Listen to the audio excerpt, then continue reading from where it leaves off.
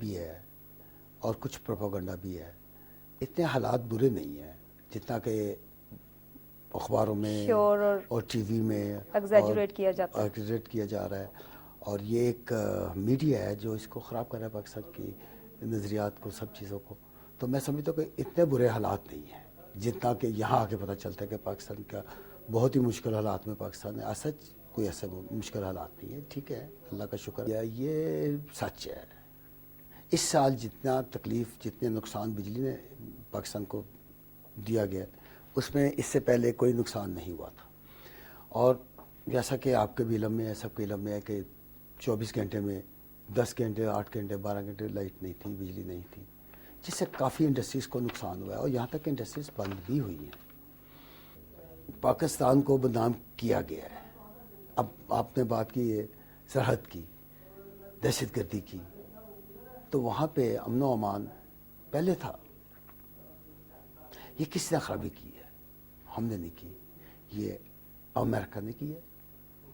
پہلے طالبان وہاں, سب سے پہلے امریکہ نے طالبان بنوائے وہاں پہ, رشیا کے خلاف, روس کے خلاف. ان سے پورا کام لیا گیا. جب روس وہاں سے چلے گئے, امریکہ اپنی پوزیشن پہ وہاں آ گیا دوبارہ. اب وہی طالبان جس سے امریکہ نے کام لیا ہے وہ اب انہی کو وہ دشمن قرار دے رہے ہیں, انہی کو مار رہے ہیں. دیکھیں کتنی بد قسمتی کی بات ہے اس وقت پاکستان کی. اس کے کہنے پہ, باہر کی طاقتوں کے کہنے پہ, باہر کی طاقتیں. اور یہ تو ہمارے موجودہ یا پہلے آدمی کو سوچنا چاہیے تھا کہ یہ کیا کرنا ہے, اس کا فائدہ کیا اٹھایا. ہم نے کوئی فائدہ نہیں اٹھایا, ہم نے نقصان ہی اٹھایا. اس کا بہت زیادہ بڑھتی جائے گی. مہنگائی پہ تو کوئی کنٹرول نہیں ہے.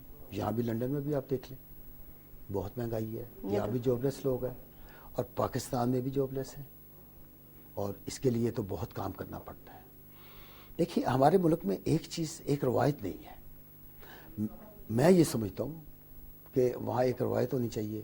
کوئی گورنمنٹ اگر پہلے آج کام کر رہی ہے تو آنے والی گورنمنٹ, دوسری گورنمنٹ, پہلی گورنمنٹ کا حساب لے, پوچھے بھی آپ نے کیا کیا ہے. آپ نے 5 سال, 10 سال, 20 سال کام کیا ہے تو کیا کیا اس ملک کے لیے. آپ نے مہنگائی کی, خرابیاں پیدا کی, آپ نے ڈیم نہیں بنائے, آپ نے لوگوں کو ڈیم بنا دیا.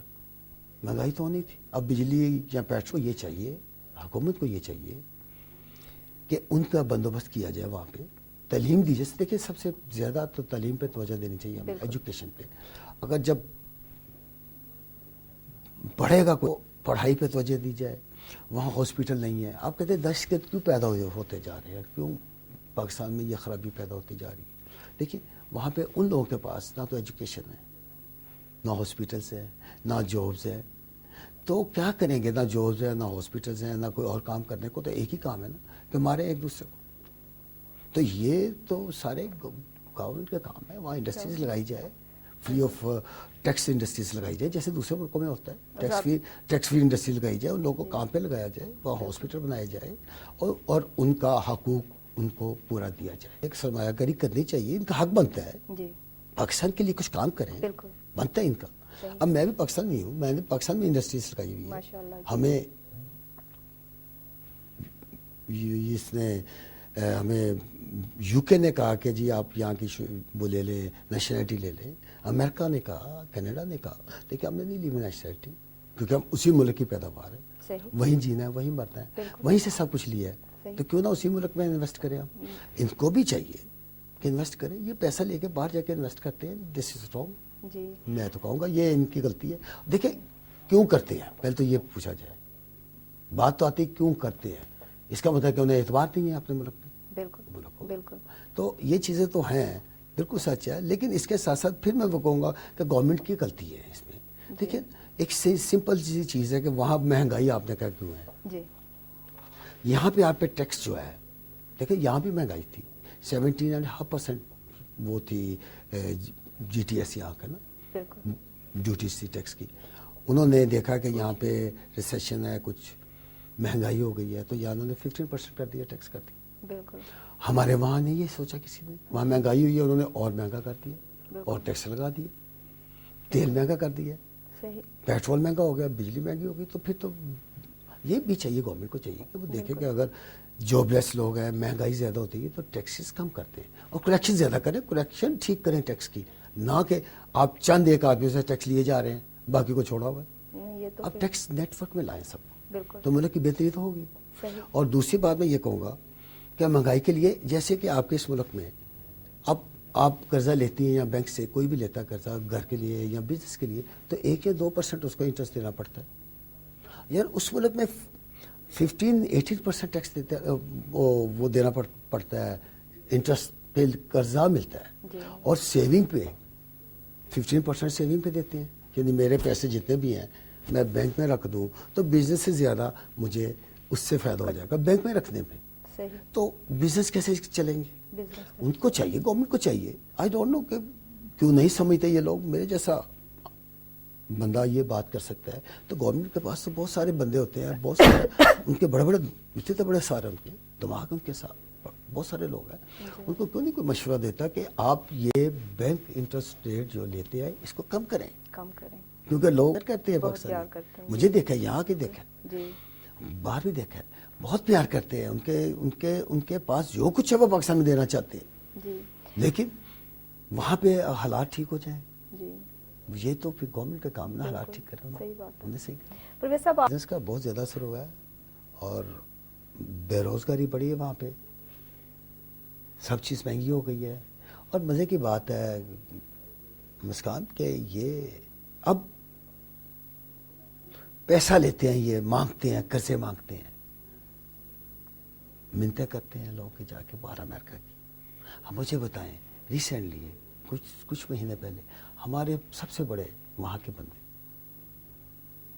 سونے کی گھڑی باندھی ہوئی ہے اور ڈیزائنر سوٹ پہنے ہوئے ہیں, پورا 757 جہاز پورے کا پورا پاکستان سے ان کے لیے گیا ہے, پورے بندے اس کے اندر بیٹھے ہوئے ہیں اور سب میں سوٹ بہت بڑا خوبصورت طریقے سے گئے ہیں جا کے. اور دیکھیں مانگنے کا بھی طریقہ ہوتا ہے. صحیح.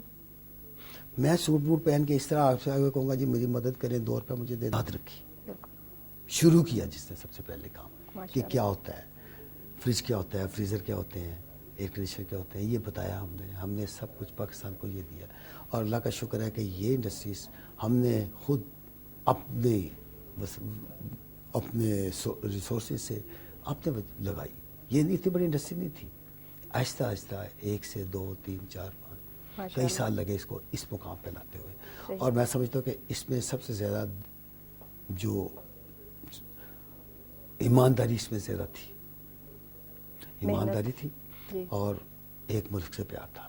بالکل. ہمیں بہت سارے لوگوں نے کہا جی انڈسٹری صاحب شفٹ کر دیں, تھوڑی سی دبئی میں لے جائے, سعودی عرب لے جائیں یا کہیں اور لے جائے. ہم نے انکار کیا, نہیں جی ہم نہیں کریں گے, اسی ملک میں رہے گا, یہی کریں گے. یا انڈسٹری چلی جائے گی تو کام کون, وہاں پہ تو بے روزگاری ہو جائے گی پھر وہی. اب مجھے بتائیں کہ وہاں پہ ایک موبائل چوری کرتے ہیں لوگ, یہ موبائل کی کیا قیمت ہے سیل کی, 2000 3000 1000, جو وہاں تک آ گئے ہیں تو کیا حال ہوگا اس کا. مجبور ہے, بیماری ہے ان کے گھروں میں, پیسے چاہیے میڈیسن کے, میڈیسن چاہیے انہیں, کیا کریں گے. وہ دہشت گرد نہیں ہے, خدا کی قسم نہیں ہے, نہ ڈاکو ہے نہ چور ہے, مجبور ہے. اب انہیں مجبور سمجھے. بھوک سے اور جو بڑے مسلمان قسم کے لوگ تھے بیٹھے ہوئے, ان میں نے یہ کہہ دیا کہ میں پہلے پاکستانی پھر میں مسلمان. میں نے یہ کہہ دیا وہاں پہ, کیونکہ دل میں کی میری آواز تھی, سو میں نے کہہ دیا کہ میں پہلے میں پاکستانی ہوں پھر میں مسلمان. بالکل. کیونکہ میں پاکستان ہوگا تو میرا سب کچھ ہوگا. وہاں بیٹھے چند ایک لوگوں نے مجھ سے کہہ دیا یہ آپ نے کیا کہہ دیا, آپ نے نہیں, پہلے آپ مسلمان ہیں پھر آپ پاکستانی. میں کہا جی پھر ٹھیک ہے, آپ کی بات کو ایگری کرتا ہوں. تو یہاں ہمارے ملک میں تو عیسائی بھی رہتے ہیں, کرسچن بھی ہیں, تو کیا وہ پاکستانی ہندو بھی ہیں, نہیں سکھ بھی ہیں. تو وہ کہہ دیں جی پہلے ہم عیسائی ہیں پھر پاکستانی ہیں, تو آپ کیا کریں گے اس کا, آپ کیا کریں گے اس کے ساتھ.